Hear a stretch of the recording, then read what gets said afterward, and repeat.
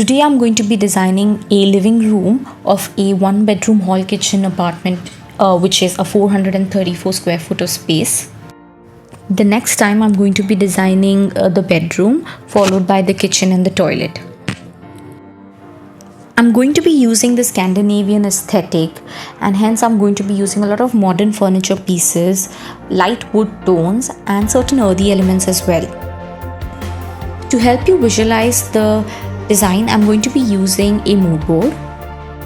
By cutting out images of certain furniture pieces and placing it next to other furniture pieces on the mood board, which will kind of create a collage and will give you a general sense of how the space will come together.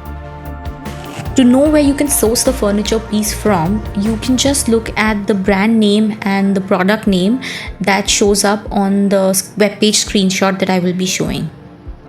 Before you start to plan your living room design, you need to create a checklist of what it is going to be used for.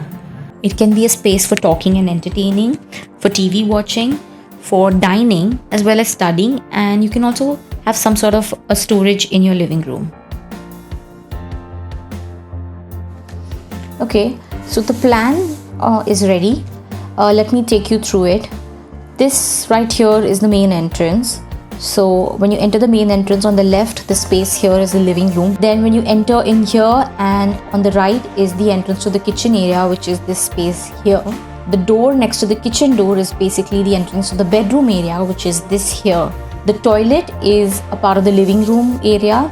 I don't like the fact that the toilet door is right opposite the main entrance, but there's not much you can do about it. Now let's shift our focus to the living area. The living area is a 15.5 feet by 14 feet space, which is basically 210 square foot of space. So the plan is ready. We know exactly what we want to fit into our living area, and we know what aesthetic and what direction we want to go in. So I think we're good to start. The largest furniture piece that's going to basically occupy the maximum floor space in your living room is the sofa. Drawing the sofa first. I have selected L-shaped sofa, and the lounger for that sofa is on the right over here, like I'm drawing. So basically this is the L-shaped sofa, and when you want it to be a sofa bed, it can just open up and this becomes the sofa bed.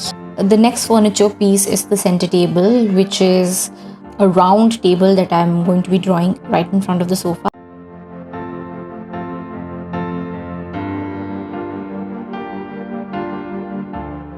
While selecting a center table, it should not exceed this width over here. The next furniture piece is the armchair, which I'm going to be drawing next.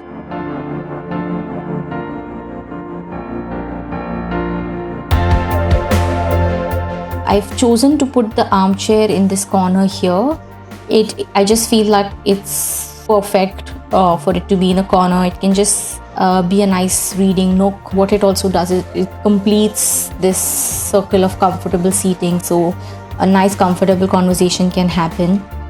For your main seating, which is 1, 2, 3, 4, you've established that. The next thing I'm going to draw is the side table, which is a small round table which will sit right next to the sofa here in this corner.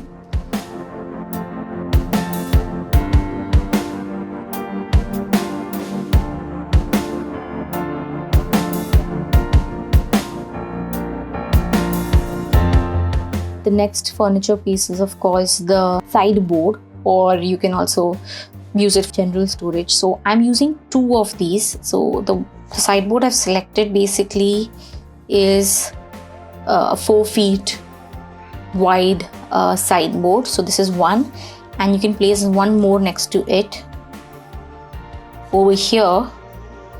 So as you can see in plan, it covers the back of the sofa here. It gives this little offset to put the side table here, and it also maintains a nice passage to the kitchen and the bedroom and also the toilet. So it's demarcating the seating area over here and then a passage to all the other areas over here.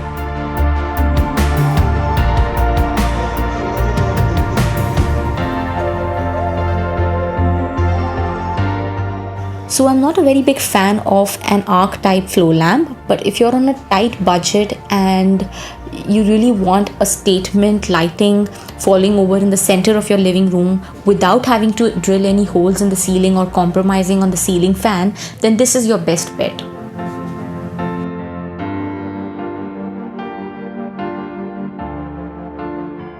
What I'm drawing over here is a 6 feet wide TV bench, and I've made sure that this is center aligned to this entire length of the sofa, so it's right here.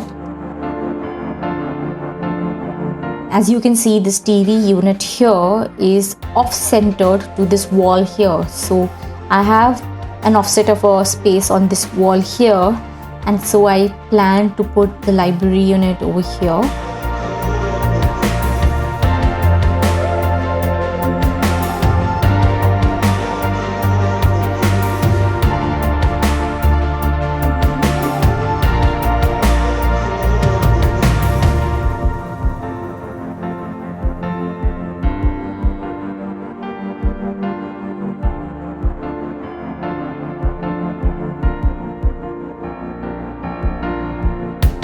I'm going to be placing it right against the wall, touching against the wall over here. Now, because this dining area can double up as a work table or a study table, I like the fact that it is close to the library unit, which is over here.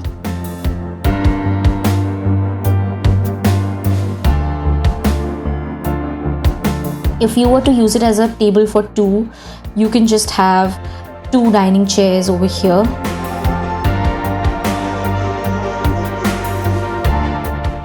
So this is a dining table for four, but I don't feel the need of adding two extra dining chairs because it's just going to occupy floor space unnecessarily and also kill, the openness or the free-flowing circulation that you could have otherwise had in your compact space. Especially just given how our lifestyle is these days, people don't use the dining table as elaborately as they would use in the past. And say you really need extra seating on special occasions, you can just pull out foldable chairs that can be just hidden and stored somewhere, or you can also pull out small stools that can just become your extra seating.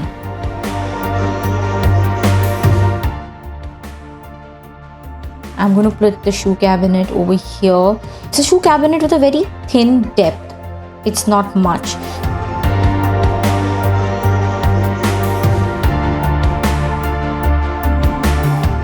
And it's right where your entrance. This forms like a console, and it's also a shoe cabinet to put your shoes in. You can have a mirror over here, and you can see yourself before you walk out of the door.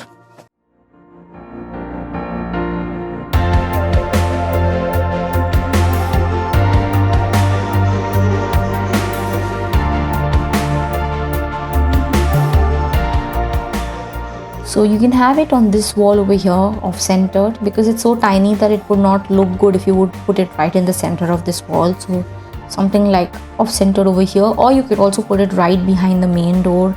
So you can use this to like put in things that you just grab before you leave the door.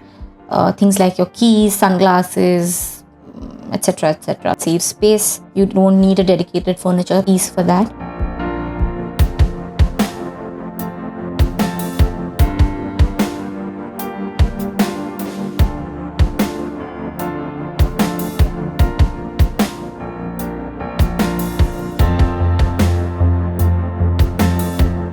When you buy a rug, you're limited by the size options that are available.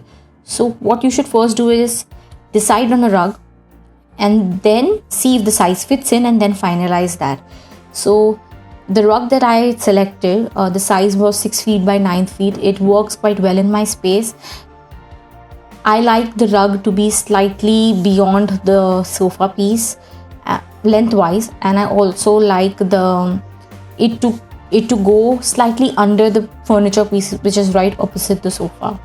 So this 6 feet by 9 feet rug works fine for me. And the last thing is putting the curtains. So it's very important to select the right height of curtain. Typically curtains which basically go floor to ceiling look the best. When you buy curtains, ready-made curtains, they come in pairs. So how many pairs of curtains you need depends on how much fullness you need along the width of the window. Now let's just throw in some cushions to soften the space.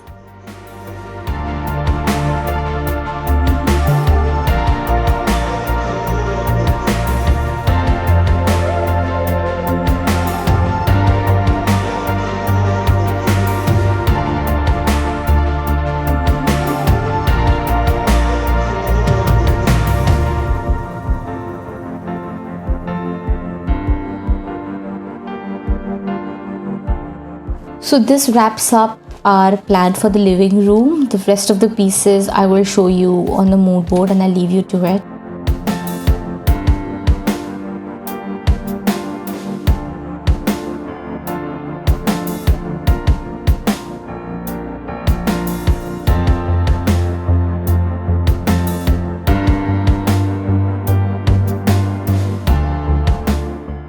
You can decorate your library unit by just putting in some decor pieces that reflect your personal style. I'm just selecting certain pieces that go well in the mood board.